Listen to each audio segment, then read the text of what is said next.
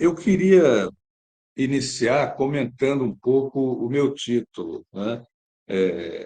Que foi exatamente isso que o professor Hugo Maia mencionou, né? Quer dizer, a ideia, a repatriação dos bens culturais, novos desafios e uma experiência radicalmente nova. Esse foi o título que eu dei, um pouco acadêmico, né? E para justificar, é uma semana de antropologia, e eu não queria chegar como um popstar aí com novidades muito chocantes em relação às expectativas dos meus colegas professores, né? A semana de antropologia deve ser um momento de formação, tanto quanto cursos, seminários, defesas de tese, e não queria, então, trazer alguma coisa muito revolucionária. Mas, na minha agenda, eu dei um outro título para essa palestra. E eu vou ler aqui para que vocês possam sentir e ver como os meus comentários e a minha apresentação eles podem ser talvez melhor interpretados a partir do título que eu rejeitei, mas que guardei dentro da minha agenda e que talvez, se isso vire mais adiante uma publicação, eu venha decidir por ele como uma chave importante de leitura. Seria como reaver o que foi roubado ou furtado. É esse o subtítulo. Como reaver o que foi roubado ou furtado, né? E essa é a discussão que eu estou propondo aqui a respeito da repatriação, né? É, Acho que é uma coisa que interessa não a poucos estudiosos do patrimônio, mas que toca em questões centrais da teoria antropológica e questões centrais das estratégias políticas contemporâneas, centradas muito na discussão sobre identidades, cultura e construção de cultura, né? Então, eu acho que eu não vou estar falando para especialistas, mas vou estar falando, sobretudo, para o grande público dos estudantes de ciências sociais ou de humanidades, né? Em especial aqueles da antropologia.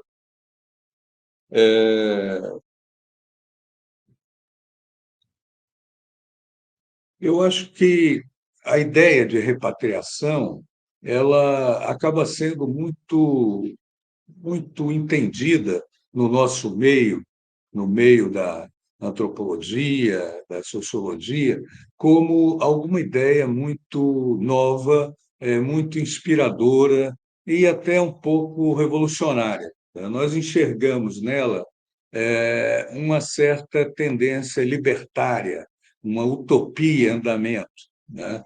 E às vezes achamos que essa utopia vai estar realizada e ficamos avaliando, né, os passos que nós fazemos em função dessas supostas caracterizações do que seja repatriação. Na verdade, a repatriação é algo totalmente distinto das discussões que têm sido feitas dentro da antropologia ou das ciências humanas, né? Em geral, a repatriação ela é identificada como um mecanismo de intervenção de Estado, né? Quer dizer, em primeiro momento, é importante pensar que, longe de fabricar coisas boas e íntimas para o que as pessoas pensam, ela é, na verdade, uma estratégia de controle e de reafirmação de direitos patrimoniais, quer dizer, direitos dos colonizadores, direito das metrópoles coloniais sobre os seus antigos súditos, né? Como nós podemos explicar isso? Primeiro, a ideia de repatriação tem sido muito usada para descrever processos de imigração forçada impostos por estados nacionais para imigrantes ilegais dentro de seus países, né? Na França, os sans-papiers, né? Na Espanha, os ilegais, nos Estados Unidos, os chicanos, né? Que não têm documentos, enfim, todos esses são passíveis de ação chamada de repatriação. Na realidade, se trata de uma deportação, né? É uma maneira de retirar pessoas consideradas indesejáveis de dentro do seu território. Um caso, para não pensarmos que estamos falando de coisas muito antigas e realidades já ultrapassadas, eu queria lembrar vocês, que em 2010 o presidente da França, Sarkozy, né, ele promoveu a repatriação dos ciganos para a Romênia e a Bulgária, né? Em função de alguns conflitos envolvendo ciganos, em algumas áreas da França, ele adotou essa providência radical. Em função disso, foram extintos 51 acampamentos de ciganos e foram transferidas cerca de 1.200 pessoas para voltarem à suposta terra de origem deles, o Roma, né? Que estaria dentro desses países, Romênia e Bulgária, né? Então, eu acho que essa é assim a linha mais efetiva da repatriação. Falamos também, dentro do direito internacional, frequentemente em repatriação envolvendo capitais, né? Porque, em muitas ocasiões, as empresas coloniais estabelecem grandes empreendimentos dentro das áreas colonizadas e aí fazem investimentos pesados nisso, em maquinárias, em minas, em hidrelétricas, em serviços variados. E, em alguns momentos, esses recursos são nacionalizados ou são tomados por governos locais, governos nacionais independentes, né? Então, dentro desse quadro, né, a ideia da repatriação significaria uma liberdade para que os capitais retornem aos seus países de origem e não sejam, digamos, absorvidos pelos países no qual eles geraram lucro durante décadas também, mas que então essa ideia da repatriação ela tem a ver com interesses da metrópole, não de jeito nenhum interesses que sejam das nações colonizadas, né? A ideia de repatriação, quando nós passamos ao domínio dos bens culturais, ela acaba sofrendo algumas modificações, mas nem tanto. Acho que um primeiro exemplo que nós podemos ter é o exemplo. Existem dois casos, na verdade, né? Pelos quais se reivindica a repatriação envolvendo bens culturais. São os casos dos chamados restos humanos, né? São ossadas ou partes da ossada de seres humanos das populações colonizadas, estão guardados dentro de museus metropolitanos, né?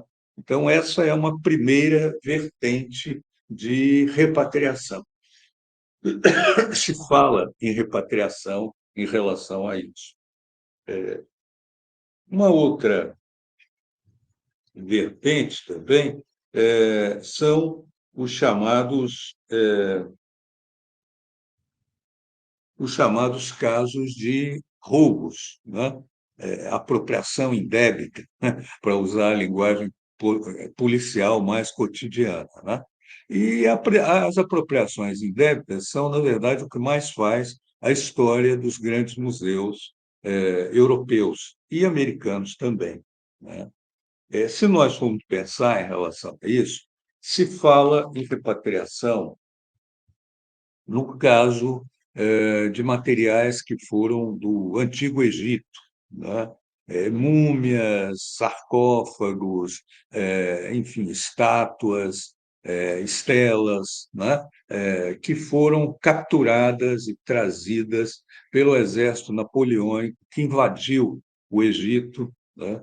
E que, no final do século XVIII e início do XIX, expandindo o império, então, que Napoleão montou, né? Esse grande império que ele construiu, tendo como centro a França.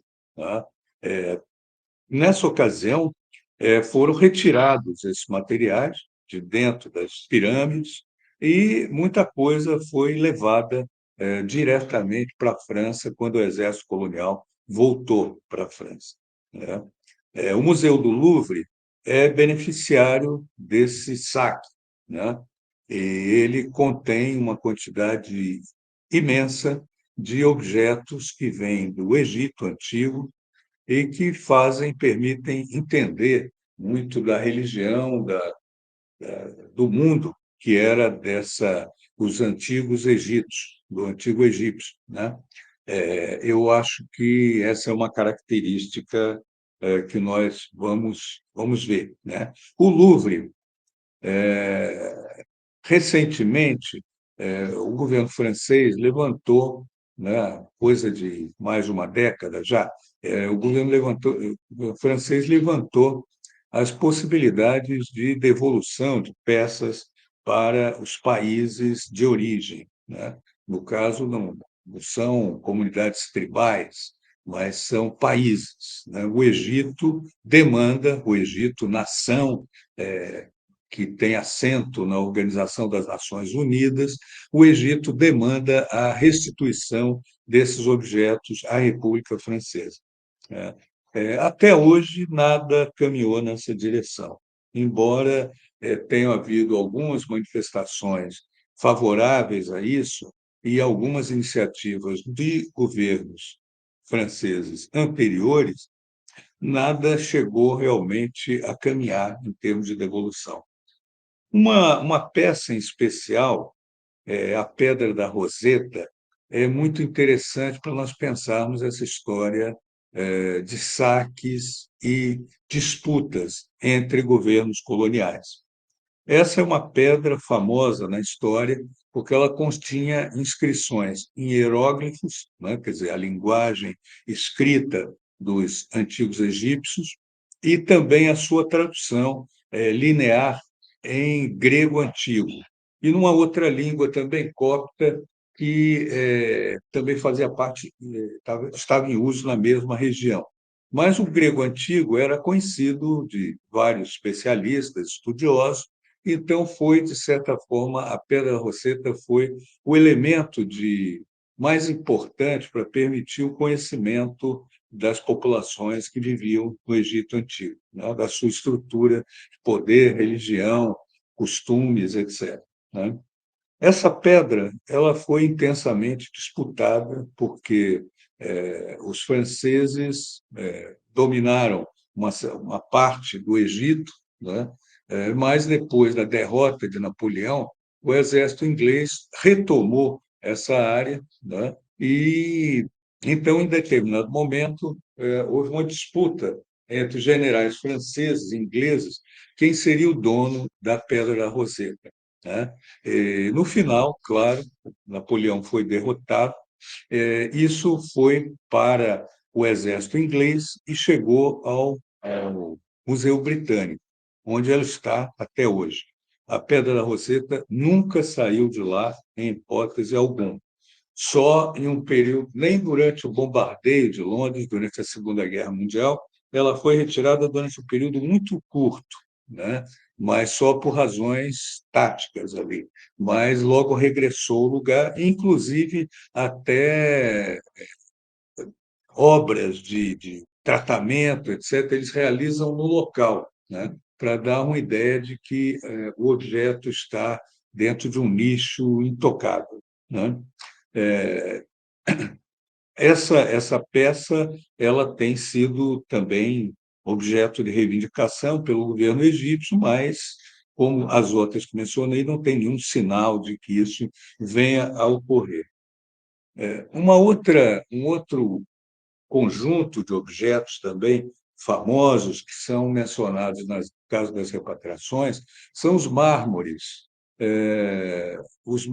do Partenon, né? Que fazem parte da Acrópole de Atenas, na Grécia, né? Eles permitiriam entender um pouco da vida, da arte, da política dos antigos gregos, né? Berço um pouco da civilização ocidental, né? E esses mármores estão, na quase totalidade deles, no Museu Britânico, né? E não há nenhum sinal até agora de disposição em devolver.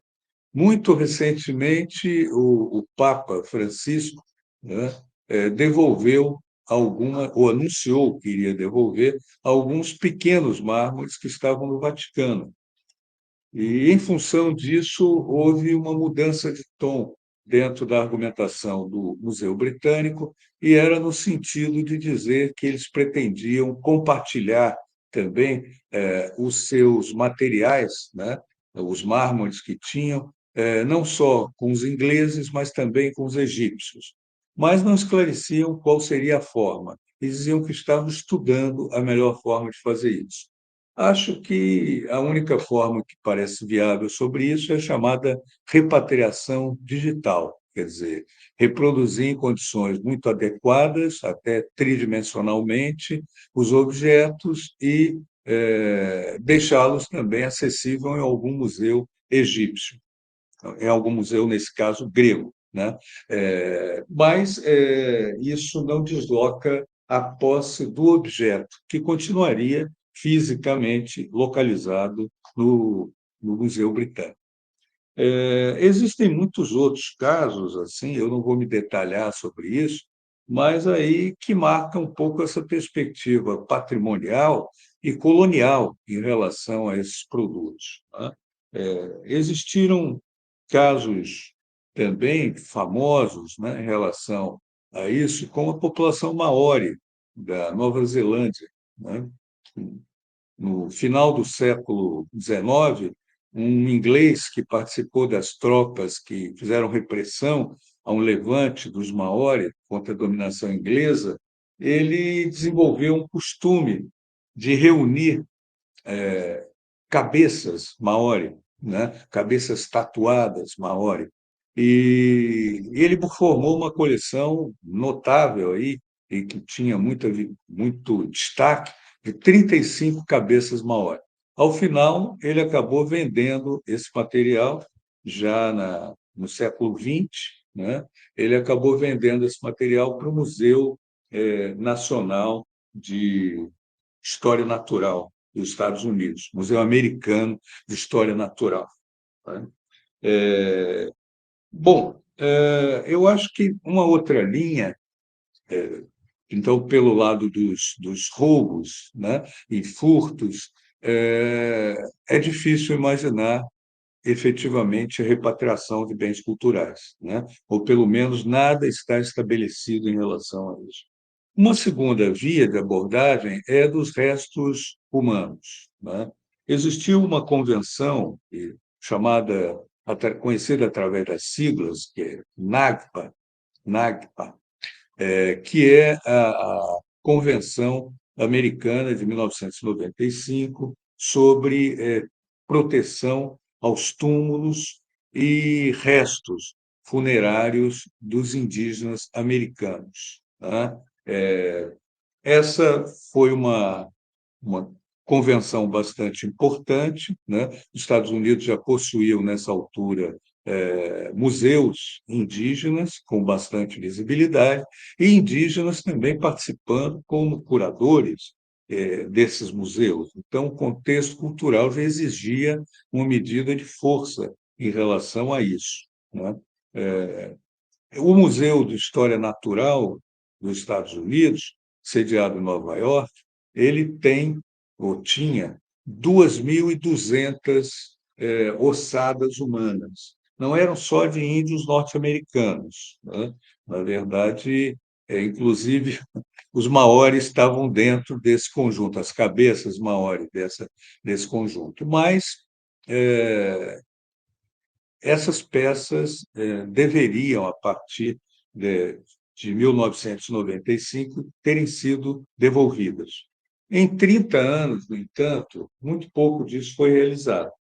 Talvez um pouco menos que a metade desse material chegou a ser devolvido, mas as alegações do museu são sempre de que falta pessoal técnico para fazer uma pesquisa adequada para identificação da peça e identificação dos futuros receptores dessas peças, também, como descendentes, eh, e também a questão de dificuldades orçamentárias para proceder a tudo isso. Mas a realidade é que o processo tem caminhado muito lentamente, né? Mesmo no contexto americano, com toda essa participação indígena no mundo dos museus, no mundo da antropologia, nas universidades, né? Os indígenas são muito atuantes nos Estados Unidos há mais de 50 anos, dentro da vida acadêmica também, jurídica do país, mas, apesar disso,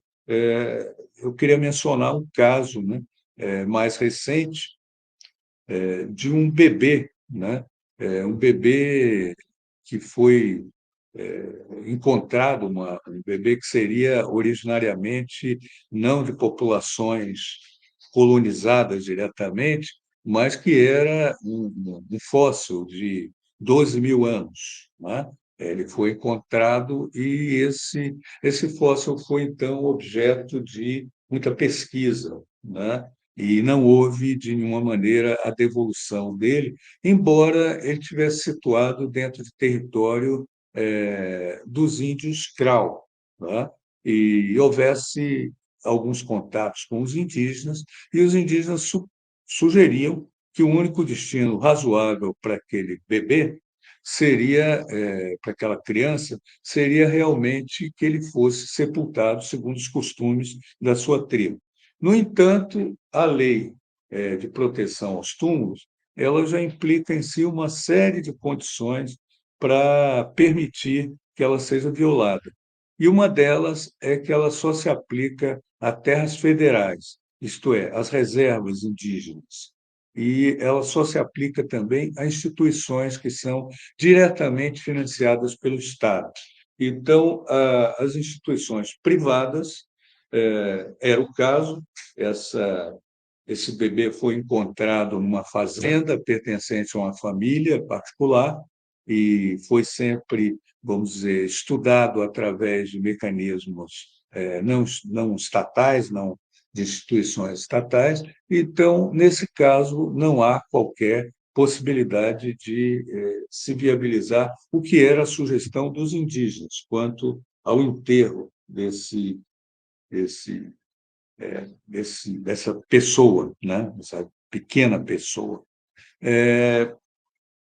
Exemplos semelhantes aparecem no Canadá, aparecem na Austrália, em vários lugares do mundo também. E existe um exemplo mais recente, ou mais próximo de nós, na verdade, que é na Argentina, né? Durante a chamada Campanha do Deserto, dentro do qual a Argentina tomou conta de todos os territórios dos índios ranqueles, né, como são chamados do lado da Argentina, ou mapuches, do lado do Chile, durante esse processo de ocupação de áreas, expansão de fronteiras, que é chamada Campanha do Deserto, foi um processo qualificado pelos especialistas como um genocídio, né, perpetrado na década de 1870. Durante esse período, um pesquisador argentino reuniu muitos esqueletos também de chefes indígenas variados, e ele levou para o Museu de La Plata, o Museu de História Natural de La Plata, né, que fica na província de Buenos Aires, e é a capital da província de Buenos Aires. Buenos Aires Buenos Aires, a cidade que nós conhecemos, é uma área metropolitana somente. E o Museu de La Plata é um museu muito importante. Há cerca de 2 décadas, houve também um movimento de opinião pública muito forte, e com isso conseguiu ser feito o enterro e o retorno de alguns desses líderes que eram identificados, inclusive. Eles estavam guardados como peças de museu, mas, na realidade, eles eram pessoas, né? E se sabia quem era. Eles tinham descendentes, filhos, netos, bisnetos, que reivindicaram perante a justiça argentina o direito de enterrar o seu ancestral, e, com isso, a justiça deu liminares para que isso acontecesse. Então, esse talvez seja o exemplo mais próximo, espacialmente, mas também de sucesso em relação a uma experiência de devolução.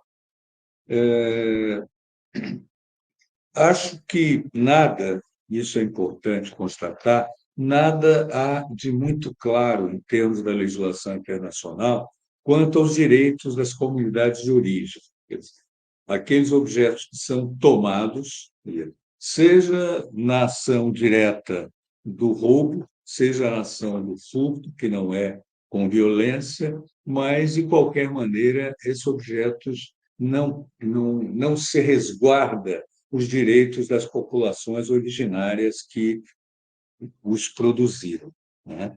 Bom, eu queria agora falar dessa experiência radicalmente nova, que é a experiência que nós tivemos no Museu Nacional com após o período do incêndio, né, ocorrido lá em 2018, né, no qual foram destruídas a maior parte das coleções etnográficas e, em geral, o próprio prédio, né, também foi destruído.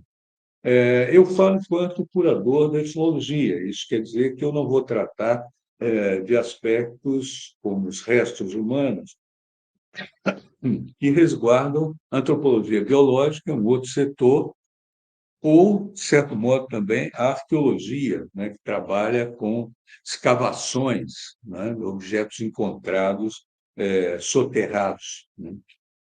Eu vou trabalhar com o domínio das coleções etnográficas enquanto culturas, né, produtos culturais de populações vivas ou extintas, mas que em algum momento foram vivas também, né? Então, nós tivemos, eu acho que aí, 3 experiências que eu queria destacar, né? A primeira foi a tentativa de formar um museu radicalmente diferente do que era o Museu Nacional.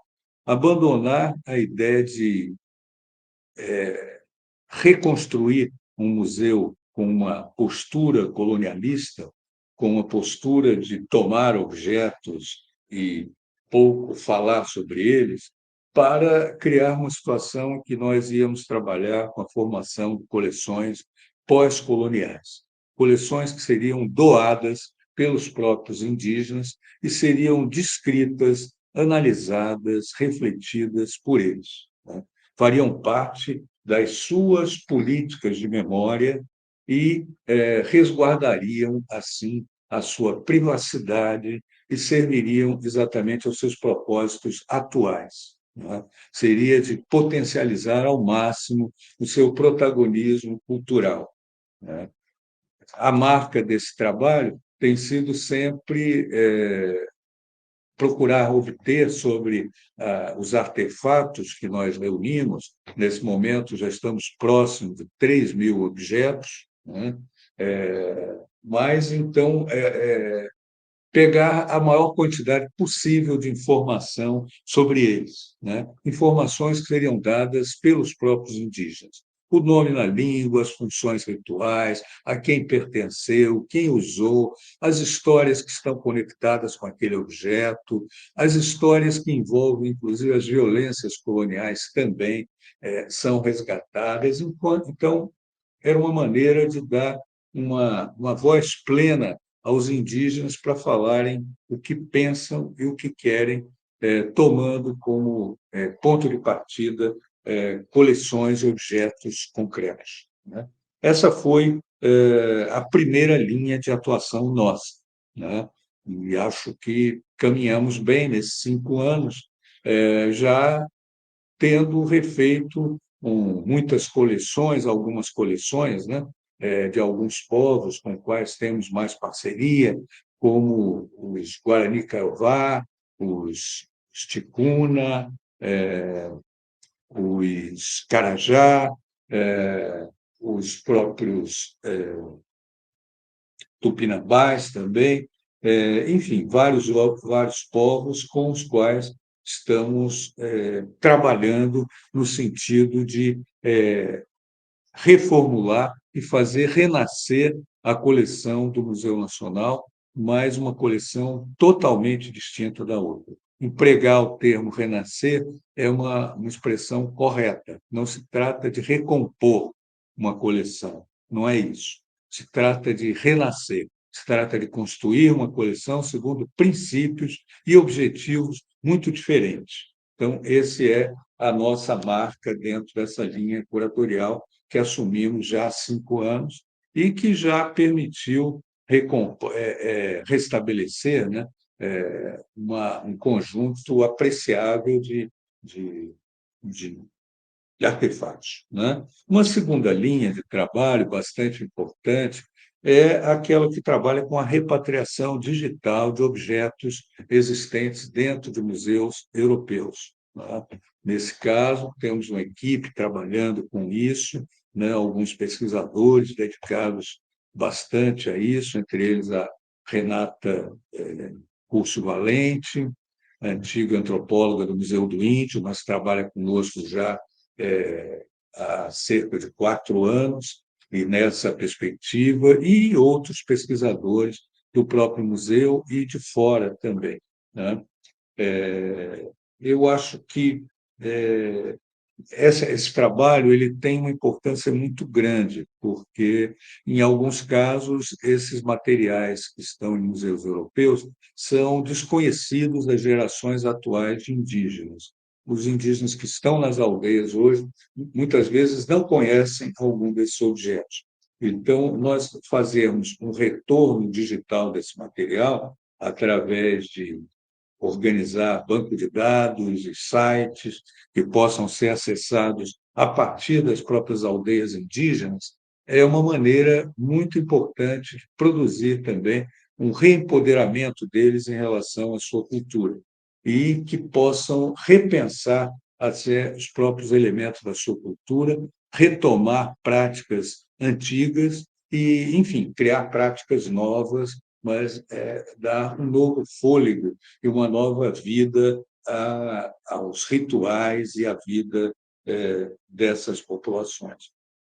O terceiro ponto em que nós estamos trabalhando eu vou usar aí já o título, o Manto Tupinambá, né?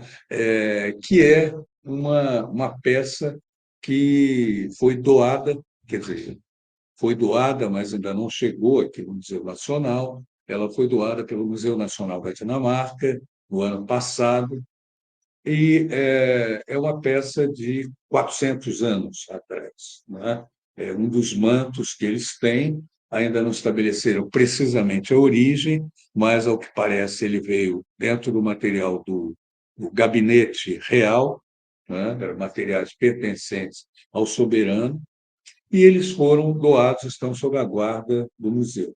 Um desses mantos, são 5, virá para o Museu Nacional no próximo ano. Então, eu queria comentar um pouco sobre esse processo, porque é um processo que tem tido, se não temos tido muita visibilidade através do construir coleções pós-coloniais, né? De certa forma, isso tem aparecido na internet, em alguns lugares também. Há pouco saiu uma a reportagem no New York Times, né? Que deu uma visibilidade internacional a esse processo, mas, em geral, isso não é assim tão, não chama tanta atenção da mídia. Né? Também o trabalho com as coleções digitais que estão sendo obtidas também não atrai muito a atenção do grande público. Então, mais o Manto Tupinambá, ao contrário, foi aquele que desperta todas as atenções. Né? Então, eu acho que é importante refletir sobre as condições muito peculiares dessa repatriação possível do manto. A primeira delas é observar que não se trata, diferentemente do que a legislação sobre patrimônios fala, não se trata de uma transferência patrimonial realizada entre instituições em contextos mais ou menos homogêneos, né? Nós temos a mais completa disparidade entre as coisas envolvidas dentro desse processo de repatriação. Eh, o manto foi retirado do Brasil no século XVIII e ele vai retornar no século XXI, né? Isso significa que a nação que governava o Brasil nesse momento, que era uma colônia, era Portugal, né? E Portugal era essa sim a dona dos recursos brasileiros, segundo o que eram as formas de apresentar da época, né? No período da independência, o Brasil se torna, de certa maneira, caudatário desses direitos patrimoniais da nação portuguesa. O Brasil, tornando-se independente, pode a nação brasileira reivindicar seus direitos em relação ao manto, e tal qual o Egito ou a Grécia pode reivindicar a devolução desse material. Mas eu acho que ele chega num outro momento também, num outro momento pós-1988, pós a Constituição Federal, que estabelece uma ideia do Brasil como uma nação plural. Isso não está declarado explicitamente, mas está através de vários dispositivos reconhecido dentro da Constituição brasileira. E está reconhecido também dentro de outros dispositivos, a Convenção 69, depois outros atos da, da ONU, Unesco, que reconhecem de forma um pouco mais detalhada os direitos dessas populações a terem seus bens culturais respeitados, né? É isso, né? É disso que se trata. Eu acho que um segundo momento, né, que primeiro essa viagem de vários séculos, né? O manto não se desloca só no espaço, ele se desloca no tempo. Ele refaz uma história que é a história da humanidade, a história do Brasil e a história dos direitos indígenas dentro do Brasil, né? Um segundo momento é uma alteração do meio ambiente, do próprio meio ambiente, e das técnicas que são utilizadas para a construção desse artefato, né? Por exemplo, no momento, as regiões que eram habitadas possivelmente pelos fabricadores e pelos que viveram, né, intensamente a sociedade tupinambá daquele contexto, eles viviam dentro de uma situação em que havia uma convivência muito grande com o guará, né? Uma ave de pena vermelha, né, que permite exatamente todo o impacto estético do manto está associada à beleza dessas penas, né? E à disposição delas que chamam muito atenção quanto uma peça, muitas vezes falado como uma verdadeira joalheria, né? Uma peça de bastante impacto, né? Mas acho que as próprias técnicas também em relação ao uso do material, elas foram bastante modificadas, né? E acho que, atualmente, os tupinambás, ou pelo menos até o início do século XXI, os tupinambás não tinham ainda muita notícia concreta a respeito do manto, nem também tinham qualquer domínio em relação às técnicas que eram próprias daquela para a preparação daquele artefato, né? Elas foram abandonadas no tempo em função da repressão repressão cultural feita pelos missionários católicos na época, que enxergavam dentro dos rituais indígenas sempre paganismo, e queriam criminalizar essas ações. Então, elas foram, de certa maneira, camufladas e, pela imensidade da tarefa que era a construção do manto, não havia como empreender isso camufladamente, nem usar camufladamente. Os mantos pararam de ser feitos, né? E também as técnicas de controle para isso foram abandonadas ou, em grande parte, esquecidas ou passaram a ocupar compartimentos menores da memória, né, das populações vivas. Em 1900, em 2000, né, quando o Brasil fez 500 anos, houve uma grande mostra realizada em São Paulo, depois estendida ao Rio de Janeiro também, em que foi trazido o manto tupinambá, justamente da Dinamarca, e foi mostrada à população brasileira. Nessa ocasião, por iniciativa de algumas pessoas, foi convidado uma líder indígena tupinambá, a dona Nivalda, que veio acompanhada de mais uma pessoa, e ela teve a oportunidade de ter um contato visual com o manto, né? Externo, né? Só através da vitrine. Mas o que ela relatou para os repórteres foi bastante impactante. Ela diz que a peça era maravilhosa e que ela enxergava ali naquela peça que estava muito distante das aldeias do Pinambá, muito distante do Brasil, e queria retornar para a Holanda. Ela enxergava ali, naquele afastamento, naquele divórcio em relação a essa peça, ela enxergava a razão do enfraquecimento dos tupinambás e a razão da perda de territórios, a perda da língua e o enfraquecimento da cultura. Isso foi as declarações que ela deu nessa ocasião aos jornais, né, que cobriram essa visita.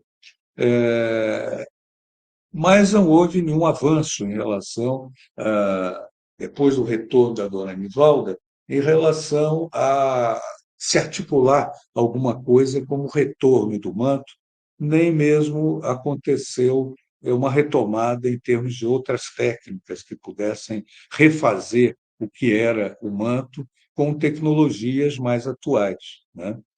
Em 2006, eu organizei uma exposição chamada Os Primeiros Brasileiros.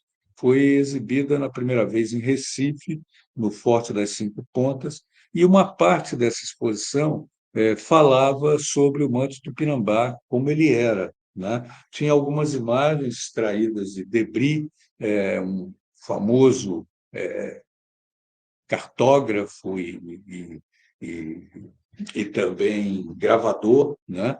Que fez uma imagem muito bonita em relação à participação dos indígenas em um ritual usando um manto, né? Então, eu acho que, nessa ocasião, um cacique tupinambá, Babau, né? Da cacique Babau, Rosivaldo, da aldeia da Serra do Padeiro, ele esteve em visita ao, ao Forte das Cinco Pontas, participou de uma conferência indígena que abriu essa exposição, e, nessa ocasião, ao visitar essa sala onde estava, não o manto, mas estava uma foto grande, bonita do manto, e algumas ocasiões em que o manto foi exibido, né? E havia também uma informação sobre esse encontro da dona Nivalda com o manto em São Paulo. Então, nessa ocasião, o cacique Babau, muito emocionado, disse para mim, enquanto curador, né? Nós, tupinambás contemporâneos de hoje, que estamos lutando pela terra, pela cultura, pelas nossas retomadas, nós vamos presentear você, ou vamos presentear a você com um manto tupinambá que você vai colocar ao lado desse, e que será o nosso manto feito por nós hoje, né? Será o manto dos tupinambás contemporâneos, não o manto do passado, que está lá na Dinamarca, mas o manto dos tupinambás que estão hoje no Brasil lutando por seus direitos. Para isso, ele convocou, voltando para a aldeia, né? Ele convocou a sua irmã, Glicéria, né? que era uma estudante, professora, artista, para que trabalhasse nesse empreendimento. E Glicéria começou a realizar alguns bancos, né? Teve sonhos inspiradores, começou algumas pesquisas também em livros, e com isso ela fez um primeiro manto que seria exatamente destinado a essa exposição, que está hoje no Museu Nacional, né? Onde está guardado o acervo dessa exposição, os primeiros brasileiros, né? Que é sobre os índios do Nordeste. Então, essa seria um caminho muito interessante. A partir dessa época, Glicéria começou a pesquisar de um modo muito mais forte sobre o manto tupinambá. Em algumas ocasiões, conseguiu até viajar, esteve em Paris, em outras ocasiões, aí falando enquanto liderança indígena. Nessa ocasião, ela visitou o Museu do Quebranli e teve contato com o manto tupinambá, né, que existe lá guardado. Em outras ocasiões, também, enquanto liderança indígena, ou já convidada como pesquisadora interessada no assunto, ela entrou em contato com outros mantos, situados em outros museus europeus também. Inclusive, mais tarde, já como aluna, ela é aluna do Museu Nacional, ela está fazendo seu mestrado lá no Museu Nacional, e nessa ocasião ela esteve visitando o Museu da Dinamarca e visitando este manto especificamente, né? Eu acho que o manto, então, esse é o terceiro ponto que eu queria destacar, o manto não veio para o Museu Nacional por qualquer acaso, ou simplesmente porque o museu carrega esse título de nacional e a devolução seria para a nação brasileira. Eu acho que não foi isso, né? Tem um pouco disso também na reação do Museu Nacional da Dinamarca em passar para o Museu Nacional do Brasil. Mas existe mais que isso envolvido, né? Os curadores, a equipe técnica ficaram bastante impactados pela visita feita por Glicéria e também por integrantes do setor de etimologia ao museu e o contato com a reserva técnica do museu, né? Dentro dessa perspectiva. Eu acho que a própria direção do Museu Nacional da Dinamarca, em função disso, refez as suas posições de não permitir aquilo e passou a propor a repatriação de um manto seria feito para o Museu Nacional do Brasil e em função das condições muito especiais que ele teria de relação com os indígenas, né, tupinambás. Isso foi bastante marcado, né? Uma carta do cacique Babal consolidou esse pedido, destinando esse manto ao Museu Nacional no Brasil, e dizendo que o retorno dele seria uma coisa desejada pelos indígenas tupinambá e pelos indígenas do Brasil em geral, né? E é esse processo que nós estamos vivendo hoje, né? O retorno do manto, é claro, ele implica uma série de questões bastante diversas, bastante delicadas, que eu não sei se eu vou ter tempo aqui de entrar no detalhamento, na ideia disso. Mas, enfim, muito rapidamente, eu diria que a repatriação envolve uma complexidade muito grande de direitos, não é? Existem direitos que são, em primeiro lugar, do produtor, quem produziu aquela peça, né? É, Depois existe um direito também da comunidade local, na qual esse objeto foi produzido, né? Ou também daquele grupo de especialistas, sociedade secreta, grupo xamânico, enfim, o que seja, né? Mas que compartilha de padrões de conhecimento também em relação à produção daquele objeto, que não é estritamente um bem individual. Um terceiro domínio seria de uma comunidade afetiva e religiosa. porque frequentemente aquele bem tem uma significação na vida cultural daquele povo e na vida religiosa também. E o quarto aspecto seria um aspecto voltado para a formação de uma comunidade política e identitária. Quer dizer, o bem cultural ele é uma marca de um povo, uma marca de uma comunidade política que reivindica direitos, território, cidadania, etc. Então, ele entra nesse domínio mais complexo da identidade e da política. Eu acho que, em todos os casos, né, nós vamos ter tipos bem diferentes de encaminhamento e funções bem diferentes dos objetos que devem regressar, né? Acho que existem alguns objetos que são objetos de uso cotidiano hoje, né? São objetos que são feitos similares a eles dentro das aldeias e às vezes até são comercializados e vendidos em feiras, em lojas, etc. Então, esses são objetos que não caberia pensar a ideia da repatriação, né? Porque quando nós pensamos nos objetos existentes dentro da Europa, né, as estimativas feitas por alguns estudiosos falam em mais de 100.000 objetos indígenas nos museus europeus. Então, isso seria realmente uma, uma, uma dimensão muito grande, né, para pensar numa repatriação direta de todos esses objetos. Existe um segundo domínio, né, que são dos objetos, das peças que são de natureza ritual, né? Aquelas que não podem ser vendidas, né? Então, elas não poderiam estar lá porque elas não deveriam ter sido vendidas e não poderiam ter sido tomadas.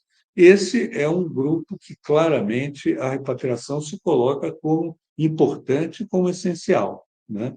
E existe um terceiro grupo, que são as das peças também cuja tecnologia de feitura já foi perdida, né? Então, são objetos que não são, por alguma razão, mais refeitos dentro da aldeia e que os indígenas não possuem mais os conhecimentos ou os recursos naturais que permitem refazer aqueles objetos. Eu acho que, nesses casos, também a repatriação se torna fundamental, né? Eu acho que esses são, assim, as características digamos, desse processo. E, finalizando, eu queria observar aqui que o trabalho, então, de repatriação, como estamos pensando no caso específico do Nando Tupinambá, ele é de uma ordem de complexidade totalmente diversa do que normalmente se fala seria uma transferência patrimonial, que sai de um prédio ou de um país para outro, né? É uma coisa totalmente diversa, né? Como eu observei, ele sai de uma outra época e ele volta para uma outra época, para outros direitos, outra nação, outra perspectiva em relação à atuação dos indígenas e ao protagonismo indígena. Eles não são mais, dentro dessa estratégia atual, e, nesse sentido, o processo está sendo conduzido com um protagonismo muito forte da Glicéria Tupinambá, que tem sido a pesquisadora mais consistente em atuar com esse material, tem visitado vários museus e tem também, como pessoa que frequenta o Museu Nacional, tem ajudado a repensar também o próprio destino disso dentro do Museu Nacional. Ela, então, ela tem colocado uma série de questões. Uma delas, mais importante, para que nós adequemos um pouco a nossa linguagem, é, ela insiste muito de que não são objetos, né? Nós estamos falando de seres vivos, né? O caso do manto tupinambá é um ser vivo, né? O ser vivo que se comunica com os tupinambás, se comunica com ela através de sonhos e que tem intenções, projetos e vontades, né? Ele tem agência, né? É esse a característica do mundo. Então, ele não pode ser trabalhado como um objeto banal ou um objeto que seja simplesmente materialidade, mas não possui espírito. Ele tem espírito, né? Um segundo aspecto é que ele vai exigir também, né, para que ele possa ser feito, um trabalho de pesquisa gigantesco, um trabalho de pesquisa que envolve indígenas e não indígenas também, né? Ele significa pesquisar a história e a etnologia, buscando informações adequadas e possíveis dentro de relatos coloniais antigos para tentar entender qual era a agência efetiva desse manto dentro de um contexto que os missionários ou viajantes não os relataram com essa finalidade, como faria um antropólogo, mas os destituíram de qualquer aspecto e frequentemente o demonizaram, né? Também, né? Dentro das suas narrativas. Uma imensa pesquisa é necessária. Então, um terceiro aspecto também seria que a repatriação ela demanda uma interação espiritual, artística, estética e até política também em relação a esse objeto, né? Eu acho que o objeto não vai voltar para a sociedade em que estava, para a sociedade colonial, nem vai voltar diretamente para os tupinambás, porque os tupinambás têm consciência de que o objeto, na sua materialidade, tem uma fragilidade tão grande que ele não resistiria feito de plumas, ele não resistiria de qualquer maneira às condições ambientais de hoje em dia, né? E ele não poderia estar na região, pelo menos nesse momento, né? Acho que o futuro é uma coisa a ser construída. Se depois for feito um museu lá dentro que possa abrigar, é uma outra discussão. Mas, no momento, ele tem que vir para o Museu Nacional, porque foi essa a doação realizada pelo Museu Nacional da Dinamarca. Então, os indígenas têm consciência de todo esse processo. O que se trata, então, que é o nosso trabalho hoje, é de criar, dentro de uma instituição que está em processo de renovação, de reconstrução, de criar um espaço absolutamente novo para que os indígenas construam algo totalmente novo também, que é a participação cotidiana e direta dos indígenas dentro da administração das coleções de suas peças. Quer dizer, que eles sejam também reconhecidos enquanto produtores de conhecimento, curadores, pesquisadores, antropólogos, e eles sejam capazes, então, de gerar, né, um conhecimento que seria próprio sobre os objetos que lhes pertencem, né? Eu acho que é esse protagonismo que nós estamos tentando implantar no momento atual, dentro de uma proposta radicalmente nova, e tentando usar meios tecnológicos bastante modificados, que não são os dos grandes museus, e um contexto político absolutamente diverso, onde se reconhece, aprecia e valoriza o protagonismo dos próprios indígenas. Era esse o relato que eu gostaria de fazer para vocês, e eu termino aqui a minha fala. Se houver questões colocadas, estou à disposição para responder.